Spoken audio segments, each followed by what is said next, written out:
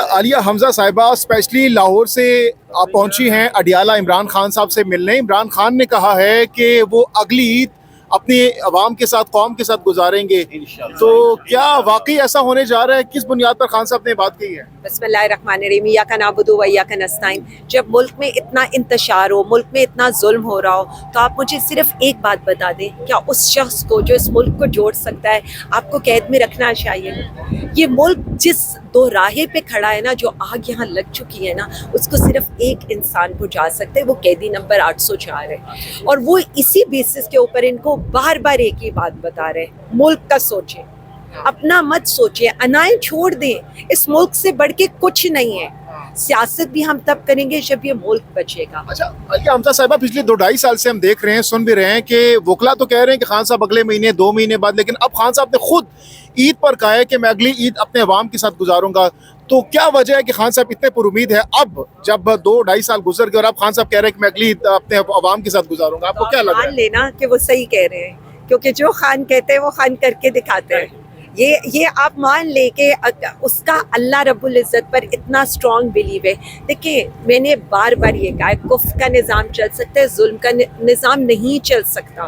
جب آپ لوگوں کو عید کی نماز نہ پڑھنے دیں، جب آپ لوگوں کو عبادت نہ کرنے دیں، جب آپ لوگوں کو جنازوں پر نہ جانے دیں، فاتح خوانی نہ کرنے دیں، افطار کے اوپر آپ لوگ کریک ڈاؤن کریں، تو پھر مان لینا کہ آپ لوگ ہار چکے ہیں. خان صاحب کو کیا وجہ لگتی ہے کہ اب اتنے پر امید ہو گئے؟ آپ کو پرسنلی کیا لگتا ہے خان صاحب نے کس بنیاد پر یہ بات کی ہے کہ وہ باہر آ رہے ہیں؟ میں آپ کو بتا رہی ہوں، اس وقت جو ملک کے حالات ہیں، ملک کے حالات مزید ان چیزوں کے متحمل نہیں ہو سکتے.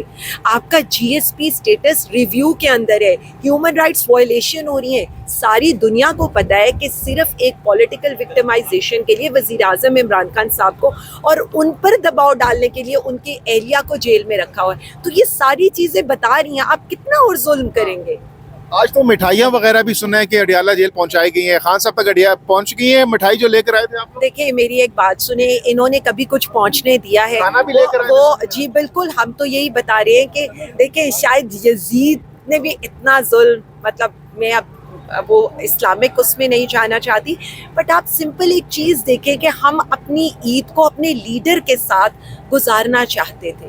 ہم لوگ، آپ نے یہاں پر اگر جس نے بھی عید کے 3 دن اڈیالہ کور کیا ہو، اس نے یہ دیکھا ہوگا کہ یہاں کتنے ناکے لگا دیے گئے تھے صرف ہم لوگوں کو یہاں آنے سے روکنے کے لیے. کس قدر یہاں پر پولیس کی نفری بڑھا دی گئی تھی اور سیولین کارز اس کے علاوہ تھی کہ ہمارا کوئی بھی بندہ ان پریمیسز کے اندر نہ آ سکے. آپ کو اتنا ڈر کیوں ہے عوام کا؟ عوامی لیڈر آپ نے بند کیا ہے، اور آپ اس کو، مطلب ہم چاہتے تھے کہ ہم اپنے لیڈر کے ساتھ ایٹ لیسٹ مٹھائی شیئر کر سکیں، کھانا شیئر کر سکیں، لیکن آپ تو کتابیں نہیں دینے دے رہے، تو کھانا یا مٹھائی تو بڑی دور کی بات ہے. آپ نے عید کی نماز نہیں پڑھنے دی ہے ان کو.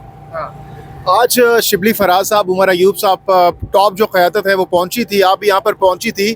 آپ کے ساتھ کیا ہوا؟ گیٹ پر کیا بتائیے گا، کیا ہوا آج؟ جی آپ کے سامنے ہیں، ہم 1 بجے سے پہلے یہاں پر پہنچ گئے تھے، اور پورے 4:05 پر جب بار بار اور ہر 15 منٹ بعد ہم ان سے جا کر پوچھتے تھے کہ آپ ہمیں ملنے کی اجازت دیں. اور یہ کوئی پہلی دفعہ نہیں ہوا ہے، آپ کے سامنے ہے. 2 دفعہ تو پہلے انہوں نے اریسٹ کرنے کی بھی کوشش کی تھی، اس دفعہ انہوں نے بغیر اریسٹ کے جانے دیا، یہ بھی یہی جانتے.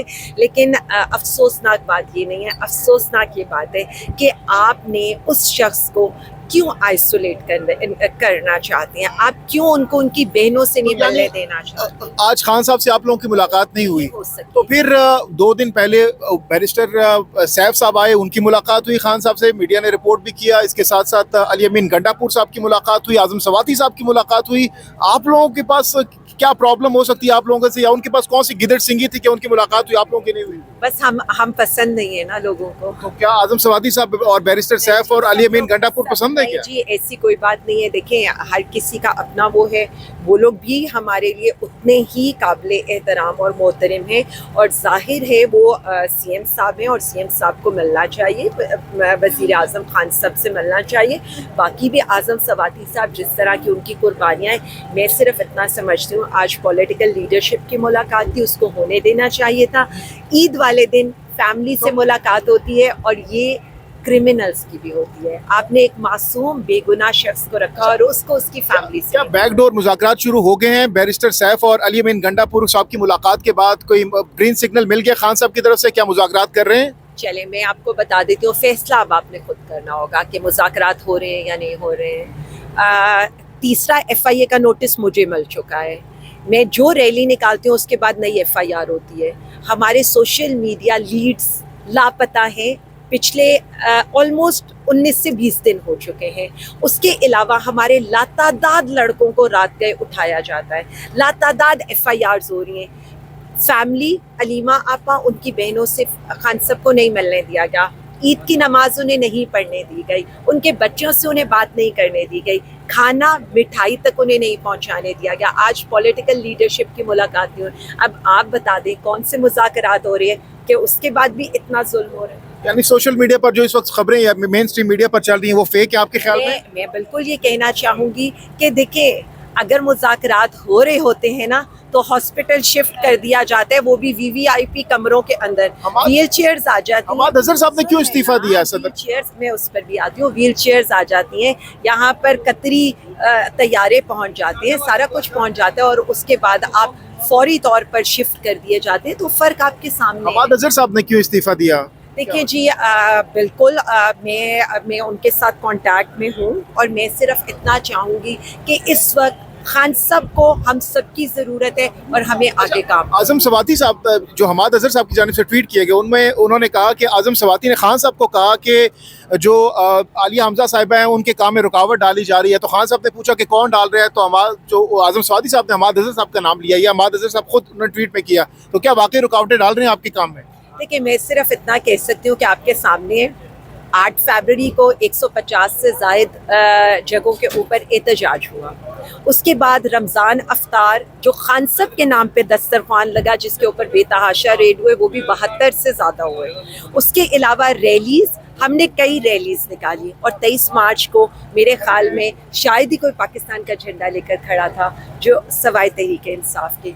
मैं सिर्फ इतना समझती हूँ कि मैं सिर्फ काम करने आई हूँ. हमाद अजहर साहब ने कोई रुकावट नहीं डाली आपके काम? मेरे काम में वैसे भी कोई रुकावट नहीं डाल सकता, क्योंकि मैं इस वक्त ग्राउंड के ऊपर हूँ और मैं डेली, मेरा तो हालांकि 25 डिस्ट्रिक्ट तो आज तक फिर चुकी हूँ. 2 महीने ही कंप्लीट हुए हैं और कोशिश ये करी हूँ कि आपने कहा था कि हम अदयाला के बारे एहतजाज का भी सोच रहे हैं, कोई लाएमल बना रहे हैं, ईद के बाद ये होगा वो होगा. ईद गुजर गई, अब क्या लाएमल आप लोगों का?